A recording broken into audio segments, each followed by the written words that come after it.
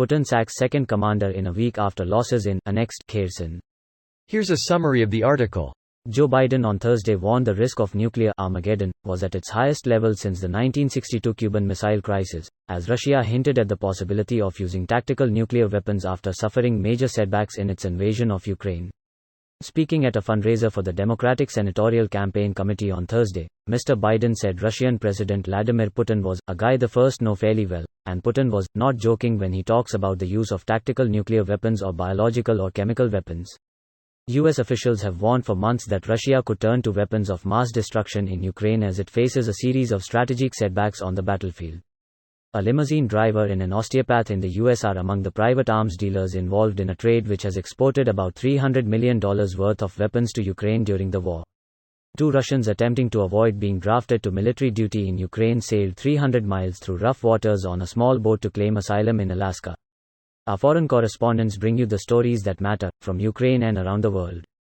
3:03 a.m. Today's top stories. U.S. President Joe Biden said the risk of nuclear Armageddon is at the highest level since the 1962 Cuban Missile Crisis, as Russian officials speak of the possibility of using tactical nuclear weapons after suffering massive setbacks.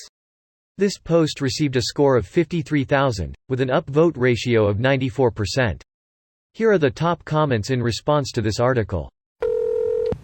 I think this guy needs to pack up and go home. He is getting his ass kicked. Yep. Go home, Russia. You are drunk. Always has been. I'm picturing Putin in the bunker from Downfall. That movie will come someday. Will that scene have the same impact when instead of Hitler screaming in the faces of his senior staff, it's Putin coldly giving impossible orders across the length of his ridiculous 200 feet long table? Lol, it will have an actually comedic impact if they actually have the sound recording on the side the generals are on. So the movie watcher can't really understand what's being said and can only hear ranting and mumbling. Valerie, did you hear what he said? Not really, Sergey. I think I heard him say something about nuclear, though. I think he wants us to hold the Zaporizhia power plant at all costs. I'm not so sure, Sergey. I think he was saying we should use a tactical nuclear warhead against Sloviansk. There's no way he said that, Valerie. You've just always wanted to wipe Sloviansk off the map ever since that Ukrainian girl from there ghosted you back in 1993. You really need to get over that. Yes, but that's besides the point. Colonel General Alexander Chaiko, commander of the Eastern Military District, was fired in the latest reshuffle of the Kremlin's top brass, Russian media reports. On Monday it was reported the Western Military District commander, Colonel General Alexander Zhuravlyov, had been replaced after Kyiv recaptured the strategic hub of Lyman in northeastern Donetsk region. Public registers say Lieutenant General Rustam Muradov, who previously served in the Donbas region of eastern Ukraine, has been appointed to head the Eastern Military District. Russian forces had this week lost control of several hundred square kilometers of Kherson region, territory that Moscow now considers part of Russia. Reshuffling the generals is not going to fix the systemic supply issues in the army. It's not to solve a problem.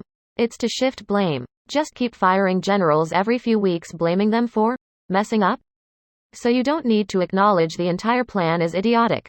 I would definitely control Ukraine by now if it weren't for all these bumbling generals. Am I wrong? No. It's the generals that keep messing up. Special military operation? At this time of year, with no supplies, localized entirely within the Donbas? Yes. May I see it? No. Vlad, the entire army is on fire. That's just the Northern Lights, mother. So you call this a special operation? Despite the fact it's obviously war. This video was automatically created by Reddit to speech. The article and comments in this video were selected from Reddit according to their upvotes, and any paraphrasing was performed by smmry.com, without any human intervention.